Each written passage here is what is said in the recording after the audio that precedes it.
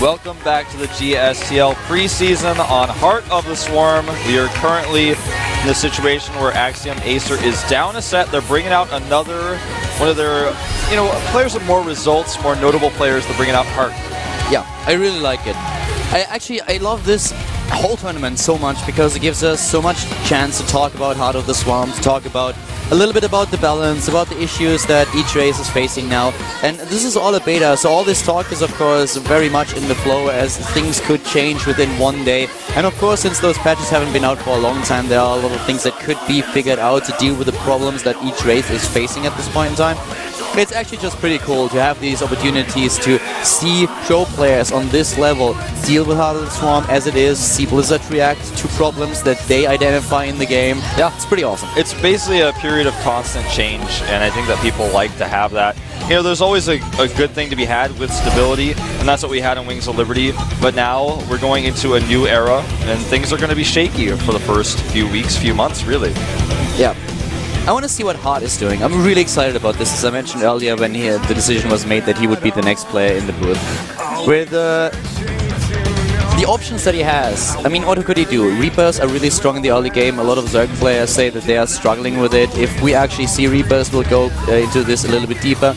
Katz made a great analysis on State of the Game, and he was talking about the problems that he has with this. Yep. Then we have options with the Widow Mine that he could go for. Not really likely if he wants to be very aggressive, then we will most likely see Hellbats. But yeah, I'm pretty excited to see what exactly he's going to pull off. What do you think he's going to do? I think we're going to see Hellbats in the early game from him. This is going to be one of the last chances he gets to do it, and he's probably got a build or a plan. Okay, my money is on Reapers. Howling Peak is the map, by the way. A pretty open map, a good map for Hellions because there's two entrances into the natural. And we are jumping into the game right now. Let's see what Ragnarok can do against the second opponent, against Axiom-Acer's Heart. Here we go. Game 2 at the GSTL Pre-Season with Karl and Wolf.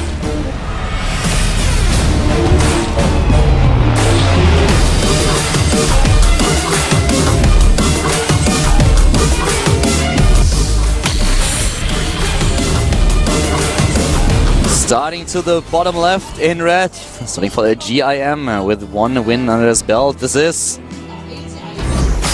LGIM, Ragnarok. Yeah, he definitely rocked in the last game. Yeah, very strong play. And maybe he can take out a second Terran player. It's all up to this guy to the top right in the blue, formerly Complexity. He is Axiom Heart.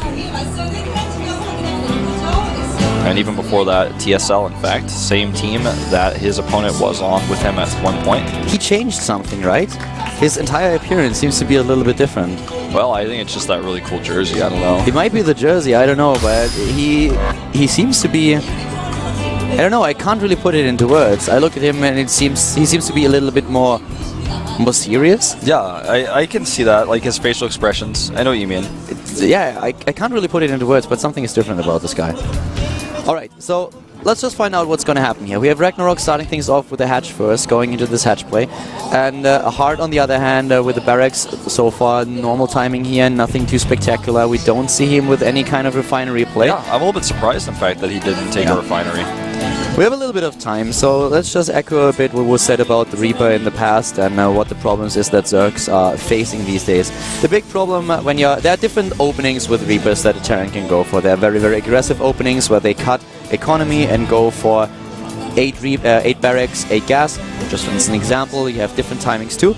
But the bottom line is, the Reaper right now is so fast that even when you are on creep, the Reaper can run circles around the Zerglings and the drones. So what you have to do as a Zerg player is you have to pull your drones, you have to try to micro your Heart a little bit and make sure that the Reaper doesn't do too much. Yeah. But usually he gets at least 1 kill or maybe 2. And you have to go into either speed or roaches. These are the two choices that you have. Even with queens, it's a little bit difficult. Yeah, queens are not really the answer by themselves because they're not just as mobile as you need them to be. One of the big problems is not necessarily that a Reaper opening will kill you, but the problem is that a Zerg player from this point on is very, very defensive and can't break out. We had a counter example in the GSTL Pre-Season already, but it was a little bit different because of the map. Yeah, map specific. It was very map specific. Zerglings run by into the main base, but there was no chance of a block. But usually you lose the map control. The Zerg loses the map control and is from this point on very, very defensive. And this opens the chances for a Terran player to follow things up with a lot of Hellions and going into the Hellbats as well. Which is going to be a little bit nerfed with the change that Blizzard is now implementing. So this is a bit of the criticism that players have been expressing facing those problems. Yeah, you basically summed up quite well. We'll see if Reapers get changed. I feel that they may not be in their final state right now, whether it happens before release or not. I like him actually a lot more than the Reapers in the Wings of Liberty beta. Because they have a lot more utility, I feel. Exactly. You can use them to so many purposes. So I feel that Reapers in general is a pretty cool unit. I like it. Yeah, if something has to be changed, we'll find out. Maybe Zerg finds a way how to deal with this. Maybe if you go for the extra queens a little bit earlier, you can do something. It's gonna be tough. Maybe even there have to be small changes with the speed, for example. But whatever it is, Reapers, I like them a lot more than in Wings of Liberty. And I feel the unit, what Blizzard did to the unit, I'm going to be completely honest with you, when I saw the first change, it was like, oh my god, what did you guys do?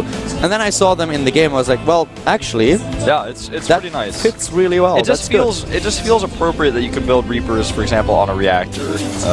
If you ever want to use Reapers in the late game for harassment, for example, which I still am not sure if we'll ever see, but if something like that were to come to pass, you don't have to take away from Marauder production time and have to wait and use multiple barracks to produce them. So Blizzard basically designed a new unit. Yes, they redesigned the Reaper. It's a new Reaper. Exactly. They had nothing to do anymore with the old Reaper. Very, very different. But we're not going to see them in this game. In this game, what Hart is going to do is he's currently looking at 2-base economy, and he's going into his starport right now. We don't have the armory just yet, so he can't go into Hellbats. Hellbat drops might still be an issue here. Hellion drops, of course, in itself are also really strong. And Hart is now doing something that I actually did not expect him to pull off. He's going into a 3-base play. And I have to say that I'm a little bit surprised. Yeah, I was surprised as well. I expected him to come out on this map and play a timing, because this map is so good for that. There's so many openings. I thought we would see Hellions running in from multiple locations, perhaps. But he's really surprising us. He's just doing standard plays, using the Hellions to scout. He sees the third. Now he's going to try to deny creep. I'm in complete agreement with you. I expected a different play from him. But I like this, on the other hand. It just shows that he can play both tunes, Is it condescending when I say he's grown? Yeah, I mean, it's like I don't... He's changed. He's matured. Matured. Maybe. I mean, really, he's been showing mostly one-sided play up until this point. But I mean, there was always the occasional macro game, but it wasn't his strong suit. But to see him doing this in a team league is actually showing that he's no longer the all-in player we all once knew him to be. Nice pickup here, but he does take a lot of damage. That was spotted long ago. We have also 2 Widow Mines out now, and the Widow Mines lend itself to a good defense.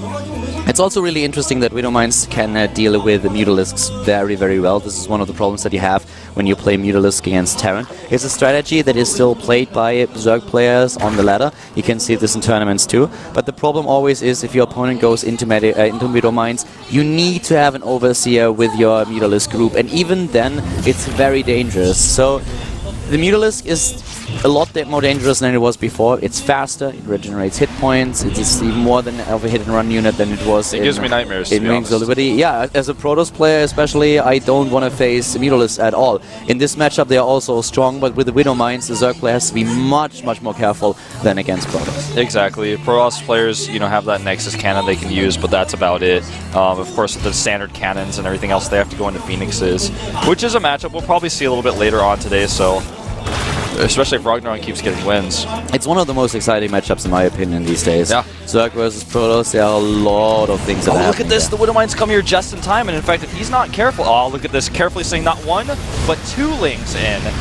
And now he knows there are Widow Mines there. He's still a little bit cautious, though. He doesn't decide to run in, but that was very carefully done. And now he knows for sure that there are 2 Widow Mines there. Yep. And we have the Spire, so we are going to see now a play that circles around Ling, Muta, Baneling. Yep, this is basically standard Wings of Liberty style play against a player who's going to be doing something very different. Right now, Hart has only 3 Hellions out, so even though his armory is finishing up here, it's mostly going to be for upgrades. I don't think he's going to add too many Hellbats in just yet.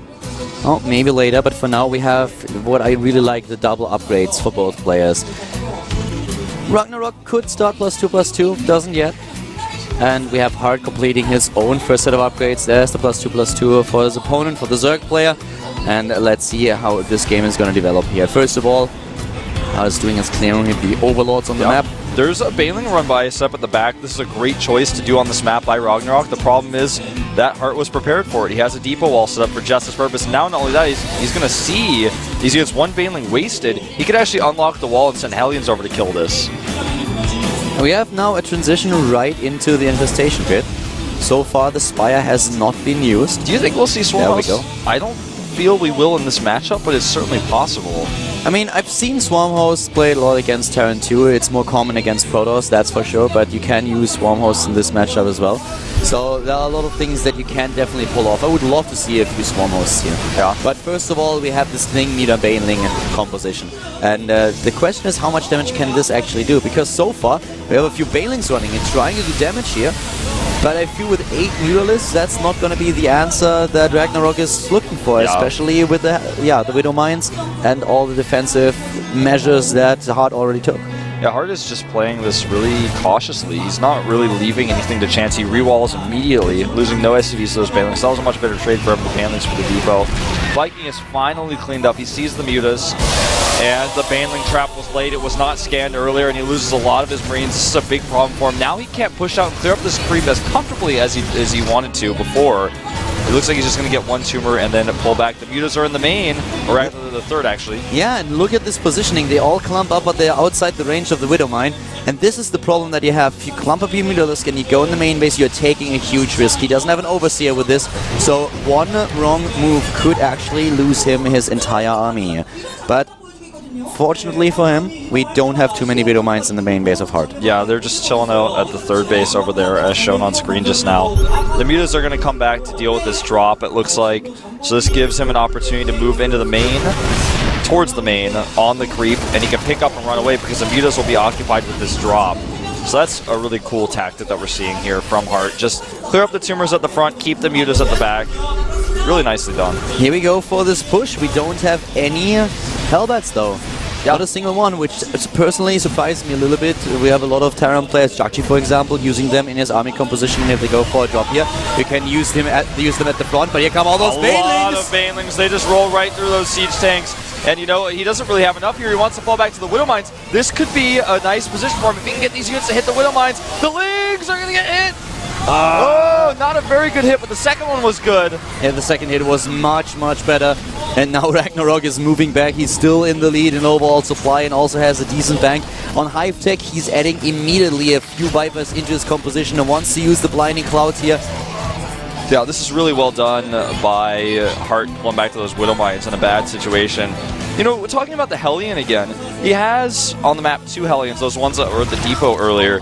And because there's that Transformation Servos upgrade's not in the game right now, it doesn't hurt him to actually put those Hellions in his army. It would help him against the Lings so much. I'm a little bit surprised they're not doing that. Well, here they are now. They just both died. There are way too many Lings here for this army to handle. Yeah, Hart is in a bit of trouble here. He is definitely going to lose this army. And you know, the bigger problem is, I feel we talked a lot about what kind of makes this matchup a little bit hard for Zerg, but let's talk for a second what makes it hard for, Hart in this case, but Terran players in general in the late game. Ultralisks. Yeah. They are really, really strong against Terran right now. They do flat damage, so it's a lot different than before. They are crazy good. They kill everything. They run in and suddenly the entire ground is obliterated. The earth shakes when Ultralisks are on the map. It's like, if it doesn't fly, the Ultralisk is going to kill it. That's how it works, basically. And another nice scan here. He has to reveal the Banelings this time. As a Terran player in the very late game, you can go for Sky compositions to deal with this, but ground is struggling against Ultralisks, and I feel this is what we're going to see very soon. We have Ragnarok now going for 7 Ultralisks in total. He's adding all those additional upgrades. He will be on 3-3 faster than his opponent, and Hart will also have to deal with the extra armor upgrade. We saw, by the way, during that fight, a Widowmine burrow attempt in the middle of the Lings. If something like this actually succeeds, which is why we still have Hart continuing to produce Widowmines right now, it can be devastating because the Widowmine, while it's just moving on move command, is not going to get the priority, and he's now researching the upgrade for it, the Drilling Claws. It's a great thing to use. It's basically just like a Baneling to try to burrow it. And see, even the burrowed Baneling there, or rather the burrowed Widowmine, scared him away. He was a little bit uncomfortable about moving in, and that type of zoning is something that Terran players can use quite well. Now he's scared about using his Vipers because who knows, maybe they're going to get the AoE. Here come the Ultralisks. The Ultras are on the move, and they take down quite a lot. Look at this army supply for Axiom-Acer's heart. He's retreating, and he's just now running away. He doesn't have a lot. If he has mech, then he can deal with those units a little bit better, but with Bio, it's really going to be difficult. It certainly is. The Widowmines here are helping out a little bit, but eventually he's going to have to fight. He's stimmed way too much. Ultra's coming here now, cutting down the SCVs, and the supply now 50 ahead for Ragnarok. Looks like he is our dominant Zerg player in the Team League so far. It is Ultra time, and those Widowmines, they only tickle those monstrosities. They're moving in, and he's reinforcing with additional ones. At this point, Hart doesn't really have an answer. Yeah, he does not. The Ultralisks are fully upgraded. He's going to fight at a choke point here, which has never been the Ultra's strong suit, but he can remax with another unit if he wants to. And that's pretty much exactly what he's going to do here after these Ultralisks fade away.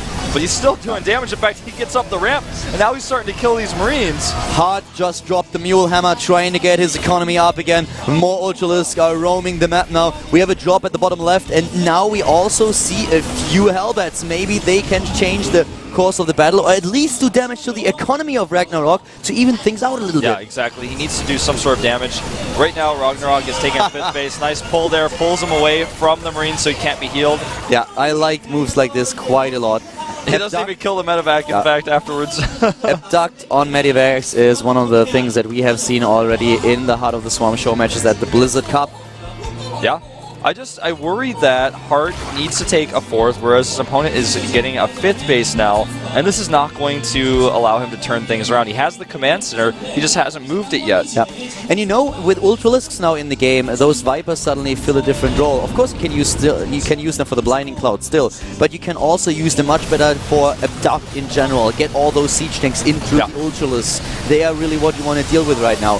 So this is just such a nice unit. Vipers in general give so much utility to the Zerg later on. A lot of options that you have. Yeah, this is a good position to fight against the Ultras. In Wings of Liberty, you might have been able to get better out of that, but you know, he tries to hit the economy a little bit. Hellbats are coming out. In fact, he's up to now. Did he cancel them? I guess they died earlier.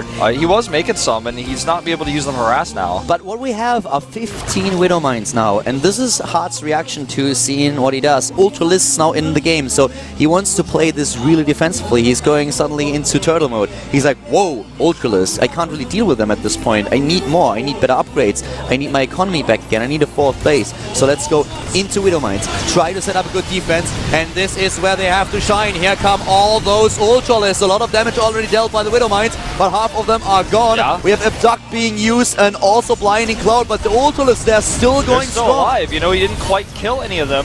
Ultras just have so many hit points. Widowmines are not very good against them. It's good if you're desperate, as Hart is at this point, but the bigger issue now becomes the ramp, and he can even break up that with a good Blinding Cloud on the Siege Tank.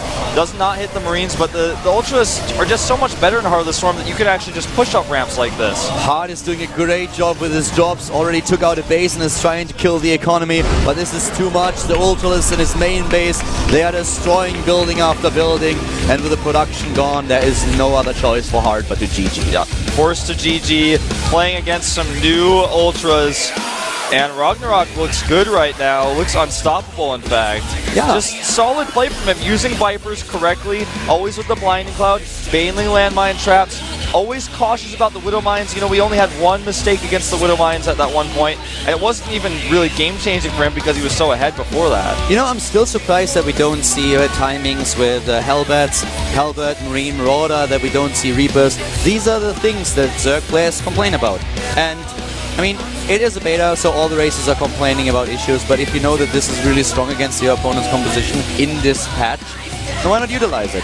I'm a little bit surprised that he didn't do it. I think it's great that we see him go into this macro mode. Yeah. It was really refreshing. It was just a little bit surprising in general. Yeah. I mean, against a Ling, Baneling, muted composition, having just 4 Hellbats at the front of your army does so much for you. Yeah. So he loses this game, and this puts LGIM up 2-0. Yeah. Ragnarok with 2 wins. And who's coming out next? This is, of course, like the biggest question that we have. Do you send out another Terran player? Are you like, okay, well, listen up. We tried it with 2 late game scenarios. It didn't work. Now we have to send out a Terran player who has to go for one of these timings that are really difficult for Zerg to hold. Or do you suddenly say, well, I don't really want to deal with this guy in this matchup. He's too strong. Yes, we didn't use aggressive strategies so far, but can we really pull this off, or just do we send in a player like Alicia who just won the IPL? Yeah, exactly. That's what I'm thinking. It's time for Alicia. You still keep MMA for later because he's probably going to come out last, and I think Alicia is the choice here. You only have 2 players left. Yeah, there's only 2 left. This is a different format. The best of 7. You can already just see on only our 3 matches, now our 4th one, how much of a difference it makes going into player choices when you only have a best of 7 instead of a best of 9. What do you think, looking at the players in general, Alicia and MMA? It just depends on how good of shape MMA is in right now. I don't really know what he's up to, so I can't say for certain, but you know, if the past is any indicator, I think we're going to see Alicia and then MMA. Yeah. I'm really interested for the next few games. And Ragnarok, he has been showing us a couple of really great matches. The Ultras definitely did the trick for him in the last game that he played against Hart. And we have to find out if he can repeat this, if he can actually go for a triple kill.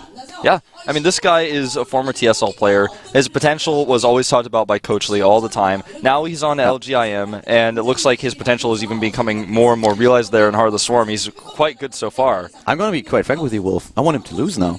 I want to see more players of the LGIM. I want to see Ruin. I want to have more games. I don't want to... I mean, as much as I like the kid, I don't want to see Ragnarok suddenly crush Axiom-Acer.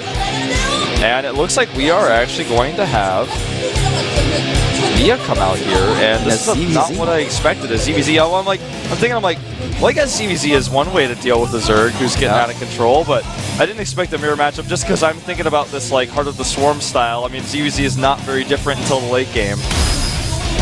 Well, what ZVZ and Heart of the Swarm is all about these days is mirrorless play. I feel we can talk about this a little bit when we go into the game. Here's the Heart of the Swarm experience. It's 1. And again, if you just tune in, if you watch the VODs, I want to point this out again because we got so many questions about it.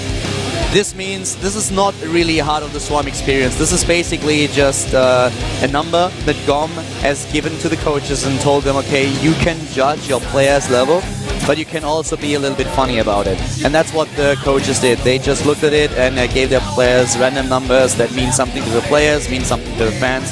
So this is not really a measurable indicator of how good a player is in Heart of the Swarm or how much experience he had in Heart of the Swarm. Yeah, it's kind of arbitrary, but it's really just, it has some comedic value. I don't think we're going to see it in the real season, but who knows?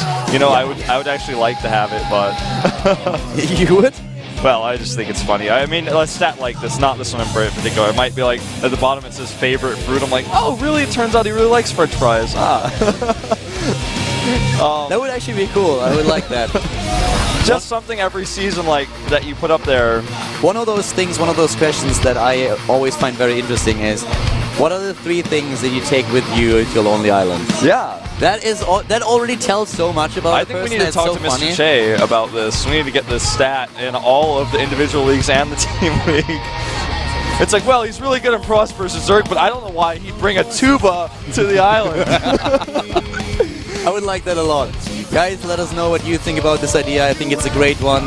Give us a little bit of feedback on Twitter @FoxyWolf @Caldor, and if you actually like the idea, we will definitely run it past GOM.